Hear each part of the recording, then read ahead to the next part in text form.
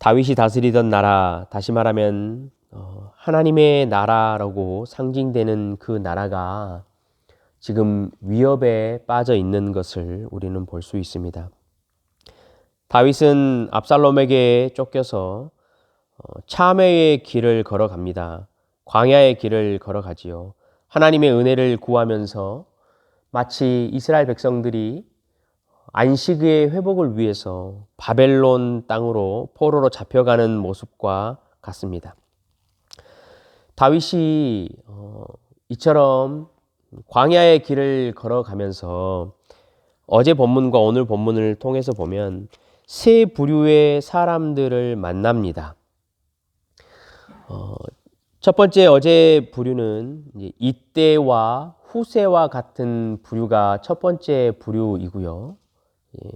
두 번째 부류는 오늘 본문에 등장하는 시바이고, 세 번째 부류가 오늘 본문에 등장하는 시므이입니다. 다윗에게 이 세 부류의 사람들은 이제 어떤 의미가 있을까? 하나님의 은혜를 구하며 광야의 길을 걸어가고 있는 우리 모두에게 여러분 어떤 의미가 있을 것인가? 어떤 메시지가 있을 것인가? 오늘 또 함께 잠시 나누어 보면 좋겠습니다. 첫 번째 어제 본문에 등장했던 이때와 후세와 같은 부류들은 특별히 우리가 어제 읽었지만 이때는 이방 외국인입니다. 이제 앞으로 전쟁을 치를 때 다윗 군대의 장군이 되지요. 지략을 가진 후세도 있습니다. 이 첫 번째 부류는 하나님의 나라가 위협에 처해 있음에도 불구하고 여전히 하나님의 나라의 편에 서 있는 자들입니다. 그래서 하나님의 나라에 관심을 가지고 그 나라를 회복하는 데 자신들의 온 정신을 쏟은 자들이지요. 이때는 이렇게 고백했습니다. 내가 사나 죽으나 왕과 함께 하겠다. 하나님 편에 서겠다라는 것이지요. 후세도 그러했습니다. 지금 펼쳐지고 있는 이 압살롬과 다윗 간의 이러한 영적인 나라의 가치관의 싸움에 있어서 후세는 옷을 찢고 흙을 머리에 뒤집어 썼습니다. 지금 펼쳐지고 있는 상황이 너무나 참람하다라는 것을 후세는 잘 보고 있지요. 이 시대의 모든 사람들의 마음뿐만이 아니고 교회와 성도들에 속했던 사람들마저도 압살롬에게 넘어가고 그 문화와 가치와 정의가 교회를 다 삼켜버리는 이 모습들을 보고 옷을 찢습니다. 이때와 후세는 하나님의 평판에 관심이 굉장히 많았습니다. 복음과 진리에 대해서 자신들의 온 삶과 생각을 집중했습니다. 그래서 이 마지막 때에 하나님의 나라의 회복을 위한 남은 자들이 되었습니다. 하나님의 나라는 여러분 남은 자들의 역사입니다. 수많은 무리보다는 한 명의 제자가 필요한 때입니다. 기도하는 한 사람이 기도하지 않는 한 민족보다 위대하다라는 말을 저와 여러분은 오늘 이 새벽에 잘 기억해야 합니다. 압살롬의 나라, 세상의 나라는 모으고 쌓고 높여가는 역사입니다. 성도 여러분, 모으고 쌓고 높이는 곳에 여러분의 생각과 마음이 두어지지 않도록 잘 경계하시기를 참으로 부탁드립니다. 하나님의 나라는 여러분 낮추는 거예요. 하나님의 나라는 걸러내는 것이고 흩어내는 나라예요. 기드온의 용사를 기억해 보십시오. 우리는 사람을 모으고 큰 교회를 만들고 여러 가지 큰 일을 하게 되면 하나님이 영광 받으실 것이라고 말하면서 참 애를 많이 쓰지요. 그렇지만 성경에 하나님은 걸러내셔요. 키즈를 하신단 말이에요. 300명이 될 때까지 하나님은 하나님의 기준에 합당한 자들을 부르셔서 마지막 아마겟돈의 전쟁까지 치러 가시는 거예요. 우리가 계시록을 여러분 보아서도 아시잖아요. 어린 양이 어디로 가든지 그 양을 따르는 자들과 하나님은 동역하셔요. 그 자들을 통해서 하나님께서 마지막 아마겟돈의 전쟁을 준비하시고 지금도 또한 그와 같은 아마겟돈의 전쟁을 치러 가시는 거예요. 저와 여러분이 어떤 자인가, 나는 어떤 편에 서 있는가, 그것을 고민해야 하는 때지요. 나는 이마에 어떤 표를 받았는가 고민해야 할 때예요.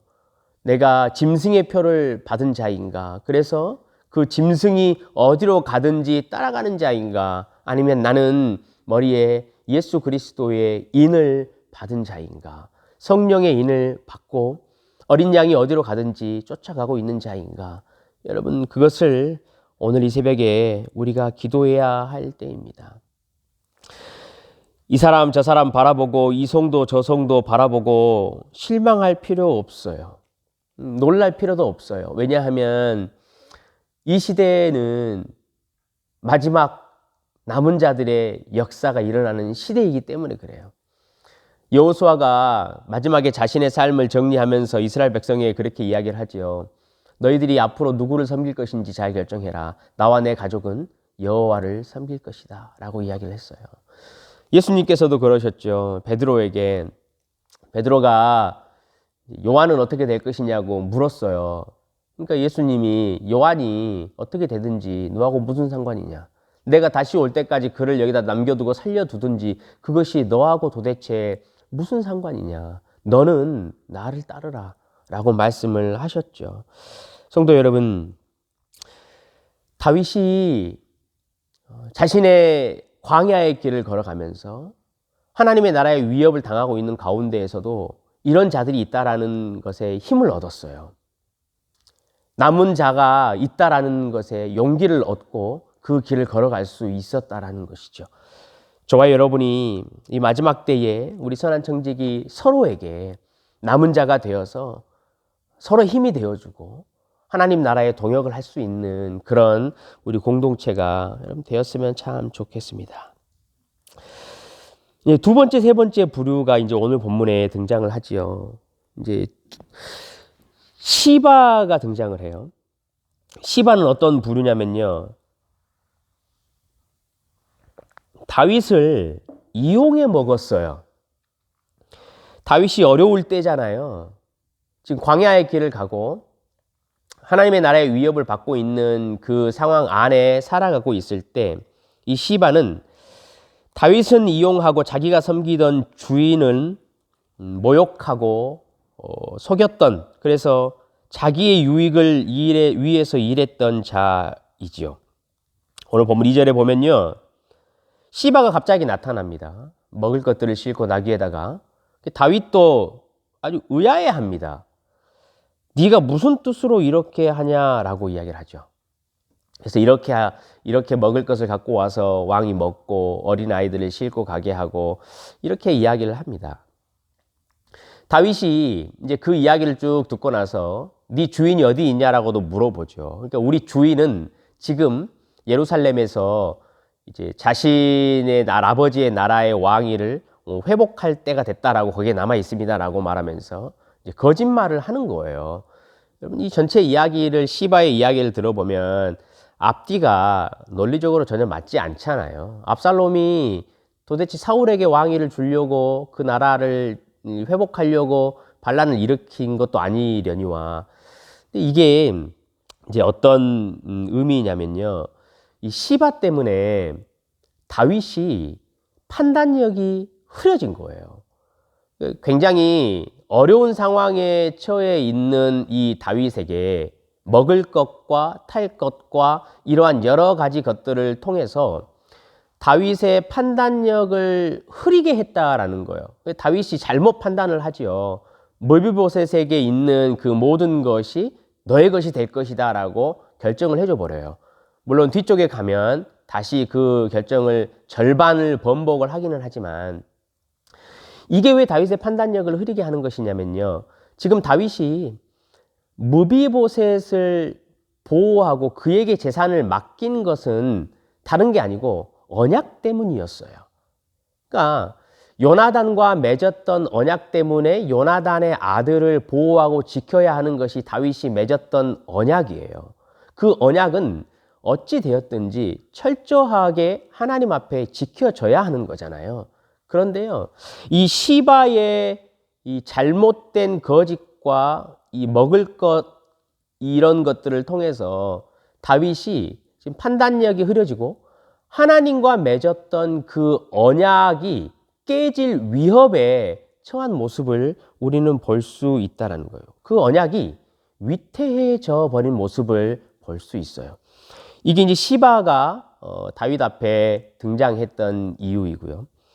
시므이는 어떻습니까? 시므이는 다윗을 이용해 먹은 정도를 넘어섰어요. 다윗을 대놓고 직접적으로 저주를 합니다. 오늘 본문 7절과 8절의 내용을 계속 읽어보시면 아시겠지만 정죄를 당합니다. 다윗이. 저주를 당합니다. 너는 살인자다. 너는 도둑질을 했다. 너는 아무런 자격이 없다. 이 모든 피가 너 스스로 자초한 일이다 라고 아주 대놓고 다윗을 정죄하지요. 아비새가 등장해서 이제 그 시므이를 죽은 개라고 이야기를 하지요. 그러면서 저 시므이를 죽여버리겠다라고 하지만 다윗은 의연합니다. 여호와께서 이 저주를 나에게 허용하셨을지 누가 아느냐. 그분이 결국 이것을 통해서 나에게 선으로 갚아주시리라 라고 말을 하지요. 성도 여러분, 이 시바와 시므이가 다윗을 만났어요. 무슨 의미겠습니까? 이 시바와 시므이는 사울의 집안이지요. 그러니까 지금 다윗의 집안을 끈질기게 쫓아다녀요. 이 사울의 집안이. 다시 말하면 하나님의 나라의 백성 그리고 남은 자들, 다윗도 흔들리고 교회와 성도도 흔들릴 수 있어요. 여러분, 침체될 수 있어요. 어려움을 당해서 신앙이 떨어지고 광야의 길을 걸어갈 때가 있어요. 그런데 이럴 때 교회와 성도에게 끈질기게 쫓아오는 이 사울의 집안이 있어요. 그 사울의 집안은 다윗의 집안을 포기하지 않아요. 이미 끝난 것과 같이 죽은 개이지만 끝까지 쫓아다니면서 이 다윗의 집안을 저주하고 정죄하고 판단력을 흐리게 만드는 일을 계속해서 한다라는 거예요. 다윗이 만났던 이 시바와 시므이는 그렇기 때문에 교회와 성도에게 이 죄의 경향성과 사단의 간교함이 언제든지 있을 것이라는 것을 말하는 것이지요. 성도 여러분, 성도가 예수를 믿는 그 순간 사단에게 최고의 관심 대상이 됩니다. 그는 절대로 자신의 관심을 거둬들이지 않아요. 어떻게 해서든지 교회와 성도가 하나님을 기뻐하는 것을 막아요. 하나님 안에서 안식을 누리고 하나님을 즐거워하는 것을 무슨 수를 써서라도 막는다라는 거예요. 은혜에서 벗어나게 만들어요.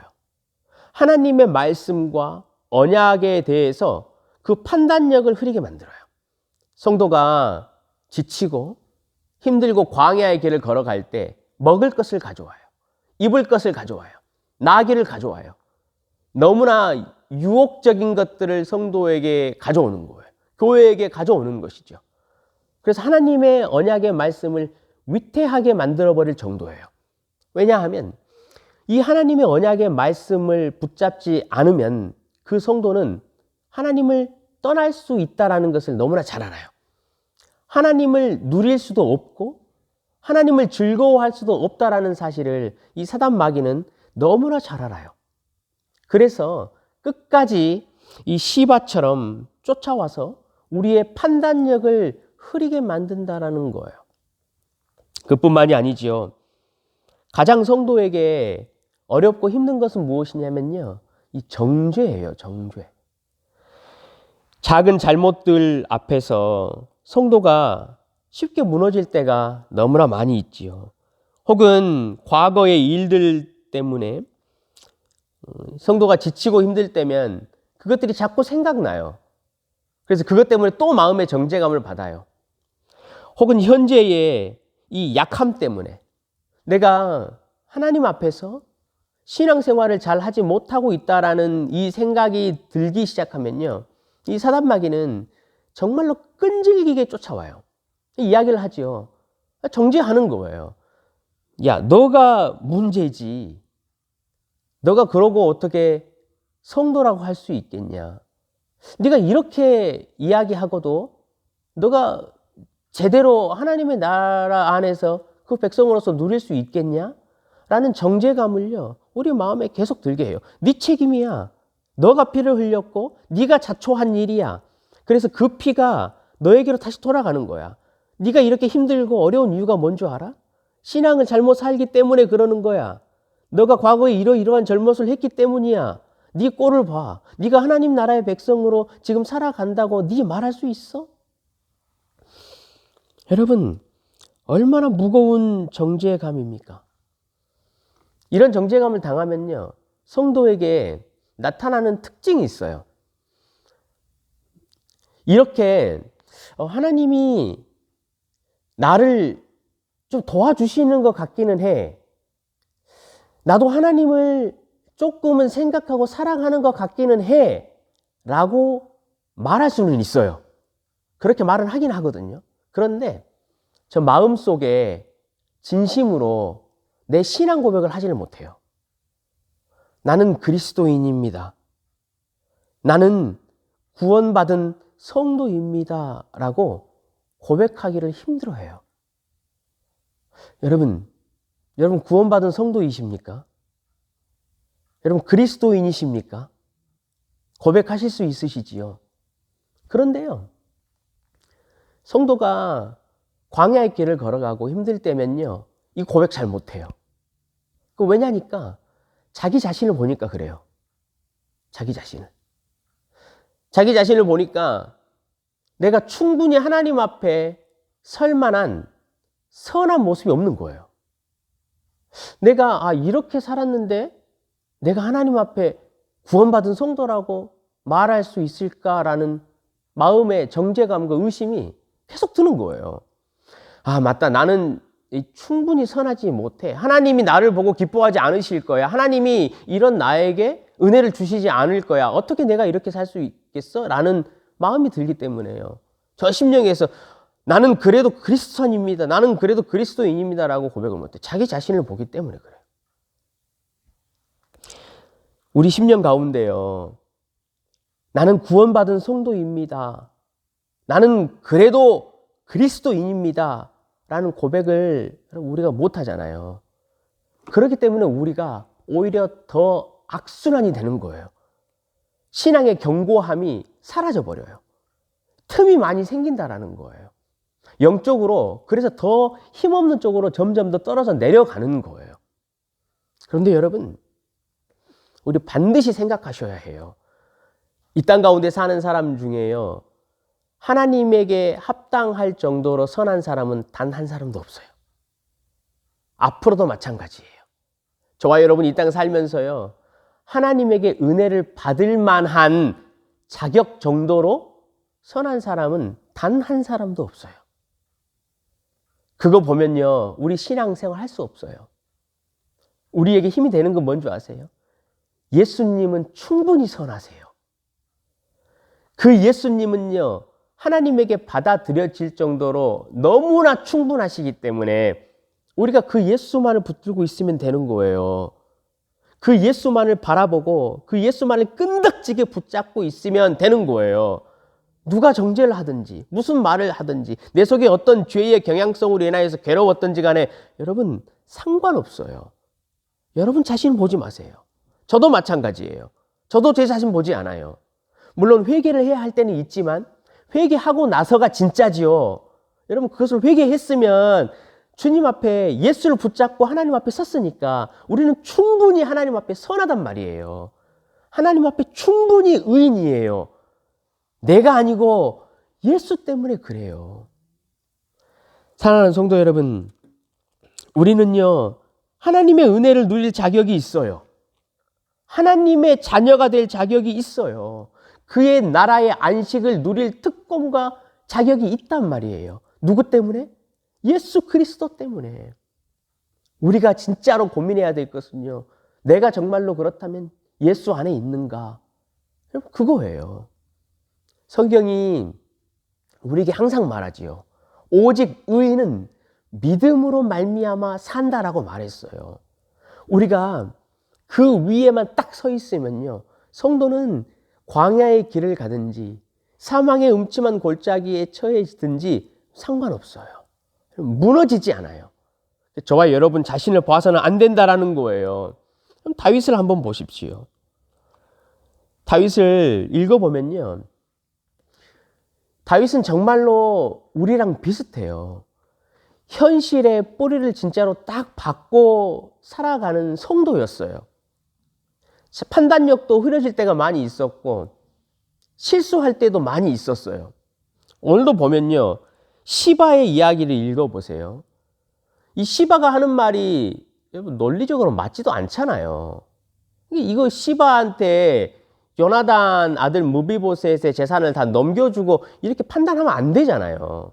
그런데도요, 다윗은 흔들려요. 언약을 흔들리게 할 수도 있어요. 그런데 때로는요, 시므이 이야기를 한번 우리 읽어봤잖아요. 진짜 깜짝 놀라워요. 대단하다라는 생각이 들어요. 저주를 하잖아요. 죽은 개와 같은 자가. 우리 같으면 어땠을 것 같으세요? 시므이 이야기를 들으면, 야, 다윗이 나 같으면 저거 못 참지. 여러분 참을 수 있으시겠어요? 자기가 힘들어서 고통 가운데 있는데 어떤 한 사람이 와가지고 우리한테 대놓고, 야, 그거 너 때문에 그러잖아. 네가 과거에 이렇게 해가지고 너 때문에, 네 죄 때문에 너가 그래가지고 네 자식이 그런 거야. 너가 신앙생활 이렇게 못했으니까 네 비즈니스가 이렇게 망한 거야. 그렇게 말했다고 생각해 보세요. 우리한테 와가지고. 그럼 여러분 참으실 수 있으시겠어요? 그게 대단한 거예요. 어떤 부분은 보면 참 어리석은 것 같기도 하면서 어떤 부분은 보면요, 참 이 다윗이요, 믿음이 대단한 거예요. 여러분, 이유는 한 가지예요. 다윗이 예수 그리스도 안에 있었기 때문에 가능한 거예요. 예수 그리스도 안에 있었기 때문에 하나님을 인정할 수 있었고요, 하나님을 누릴 수 있었어요. 그 개와 같은 죽은 자들이 와가지고 끈질기게 자기를 저주해도요, 다윗은 여러분 의연하잖아요. 크게 상관이 없어요. 왜냐하면 그러한 것들이 사람의 손에 달려있지 않기 때문에 그래요. 다윗의 마음은 그게 철저했어요. 이것이 하나님의 손에 달려있기 때문에 그래요. 심지어 이 저주하는 것마저도 하나님의 손에 달려있어요. 그자가 나한테 와서 저주를 한다고 해서 내가 달라질 게 없어요. 왜냐하면 하나님 안에 있기 때문에. 예수로 말미암아 하나님의 반석 위에 서 있기 때문에 누가 와서 정죄를 하든지 말을 하든지 다윗은 여러분 크게 상관이 없는 거예요. 그게 예수 안에 있는 거예요. 사랑하는 성도 여러분, 사랑하는 선한 청지기 남은 자 여러분, 저와 여러분은 죽으나 사나 예수를 바라보셔야 해요. 예수를 붙드시고 그 예수와 함께 하나님을 바라보는 거예요. 그 예수 안에서 하나님께 나아가는 거고 그 예수 안에서 하나님께 기도하는 거예요. 흔들리지 않고 광야의 길을 갈 때 시므이가 나타나든 시바가 나타나든 여러분 그거 보지 마시고 예수 그리스도를 끝까지 바라보시고 오늘 고백하시면 좋겠어요. 나는 그래도 크리스찬이다. 나는 그래도 구원받은 성도이다. 나에게는 예수가 계시다. 고백하며 하나님 안에 오늘도 안식을 누리는 하루 되시길 주님 이름으로 간절히 축원합니다. 주님, 다윗이 광야의 길을 걸어가듯이 교회와 성도 또한 광야의 길을 걸어갈 수 있습니다. 하지만 오늘 우리는 우리가 하나님 앞에 남은 자들임을 잘 기억하고 시바와 시므이와 같은 사단의 유혹과 죄의 정죄함이 몰려올지라도 예수 그리스도 그분을 붙들고 그 위에 서 있을 수 있는 은혜를 허락하여 주시옵소서. 오직 의인은 믿음으로 말미암아 산다 하시었으니 오늘 우리가 입술을 열어 마음의 고백을 주께 드릴 수 있는 그러한 은혜를 허락하여 주시옵소서. 감사드리며 예수 그리스도 이름으로 기도드리옵나이다. 아멘.